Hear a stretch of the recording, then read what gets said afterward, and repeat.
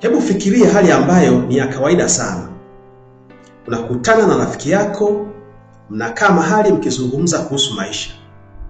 Halafu anasema sentensi hii: siku moja mambo yatabadilika. Au anasema siku moja nitapata nafasi nzuri. Siku moja nitaanza biashara. Siku moja nitafanya kitu kikubwa mpaka watu washangae. Tatizo la sentensi hiyo si kwamba ni mbaya. Tatizo ni kitu kimoja. Watu wengi wanaishi maisha yao wakisubiri siku moja. Wanasubiri bahati, mtu awasaidie, fursa kubwa itokee ghafla.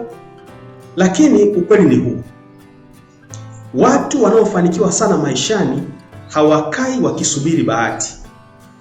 Wanajenga mazingira ambayo yanazalisha fursa. Sasa hebu tuchukue mfano rahisi. Mtu mmoja anamaliza kazi saa 10 jioni. Anarudi nyumbani. Anapumzika kidogo. Halafu anatumia saa 1 au 2 kujifunza kitu kipya. Labda ujuzi wa digital, labda anajifunza biashara, labda anasoma vitabu kuhusu maendeleo ya maisha. Mtu mwingine ana ratiba ile ile.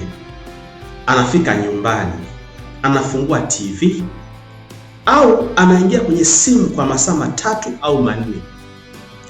Sasa ukiangalia siku moja, tofauti haitakuwa kubwa sana. Lakini ukiangalia miaka 2 au 3, tofauti inaanza kuonekana wazi. Mmoja ameongeza uwezo wake, ameongeza maarifa. Pia ameongeza fursa. Wakati mtu mwingine amepoteza muda wake. Na hapo ndipo unaanza kuelewa kitu muhimu sana. Bahati mara nyingi huwapata watu ambao wanajiandaa.